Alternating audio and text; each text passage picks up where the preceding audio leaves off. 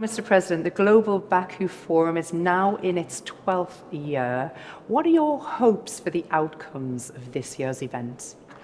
Well, I hope that, as usual, the participants will share their views, opinions, approaches to the issues on the global agenda, especially now when the situation on the international arena is changing dramatically.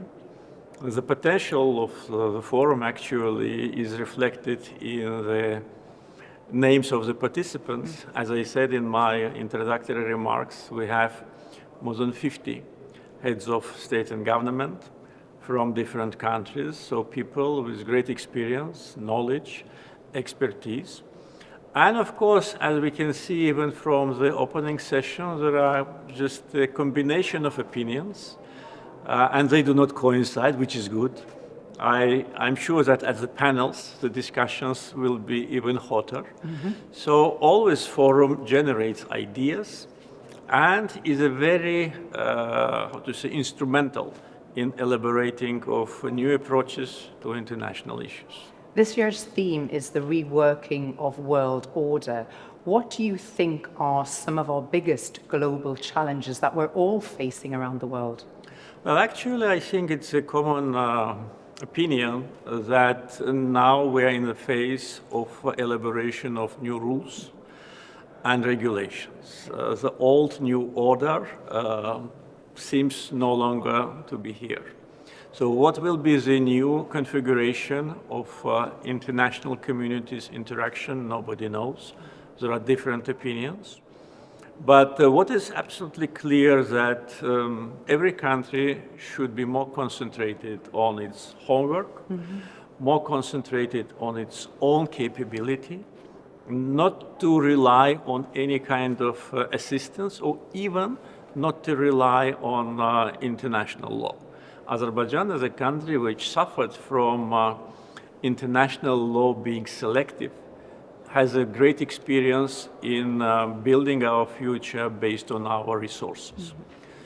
Second, I think what will be important for the future, that many countries will concentrate mainly on bilateral track of relationship rather than on activity within international institutions, because some of international institutions demonstrate their weakness, if not totally paralyzed.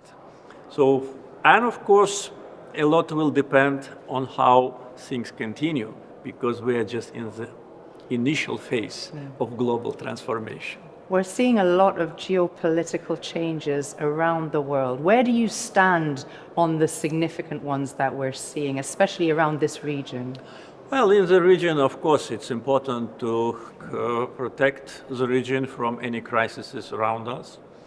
Unfortunately, the region of Southern Caucasus for decades was an area of confrontation and hostility.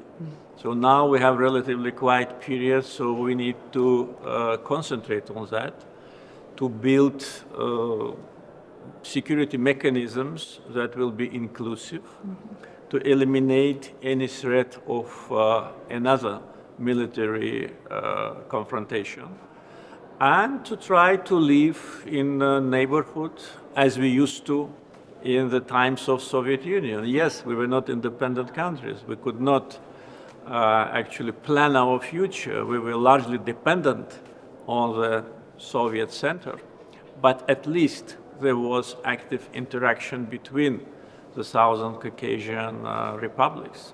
So we have this experience, and we need to just keep it in our mind.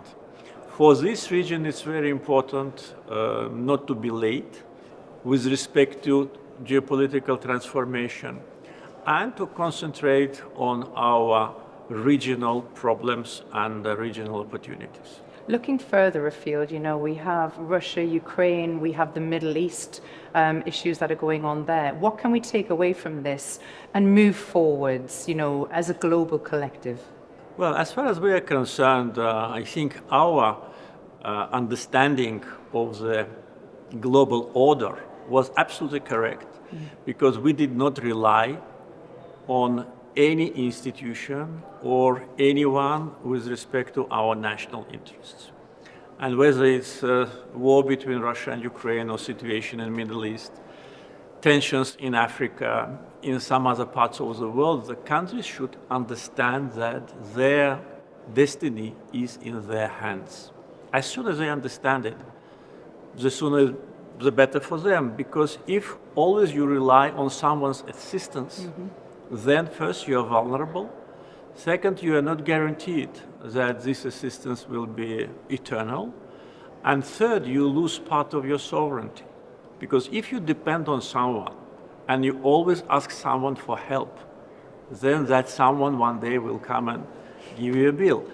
So our experience was and proved to be successful that we relied on our resources, we restored our sovereignty and territorial integrity ourselves, and now we build the future ourselves. I think this is an important outcome. And this is not only the kind of a theory, this is what happened here in Azerbaijan. In terms of your vision for the future, where do you see this global stability going eventually? Do you think we will achieve it? I would not be so optimistic. Yeah. I prefer to be realistic. I don't think that we will achieve stability in the coming months or even coming years. And if we talk about a war between Russia and Ukraine, even if the war stops, it is not a guarantee that it will not erupt again. We had a time for almost 30 years when we had ceasefire agreement between Azerbaijan and Armenia, which was achieved spring 1994. But that did not mean that war ended. It just transformed. And the war only ends when you have peace agreement. Even now, after almost 5 years since the Second Karabakh War, we don't have peace deal with Armenia. Yes, we have quiet period, no casualties, and this is big advantage of today's situation. But until peace agreement is signed, this stability is not here. The same in all other parts of the world, the same in the Middle East, the same in Africa.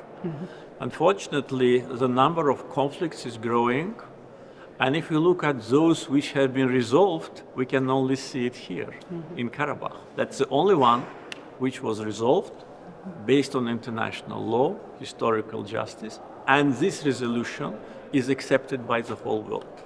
I think events like this are testament to starting those conversations, and it's a very important part of that geopolitical arena, yes? Definitely, because when we talk about geopolitical change, we should talk more precisely.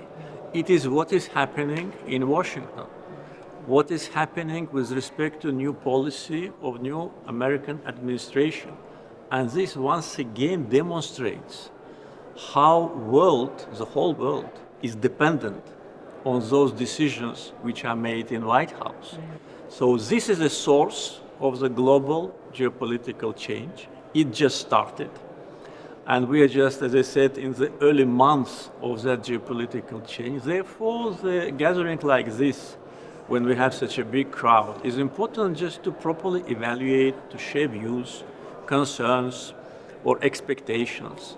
If you follow my remarks, you could have noticed that I'm very enthusiastic with what is happening because, as I said in my comments, we were very disappointed with the deterioration of relations between the previous US administration and Azerbaijan based on, I would say, unjust approach towards our national interest. Therefore, we are very enthusiastic that we will rebuild our strong partnership relationship with the United States under Trump's administration.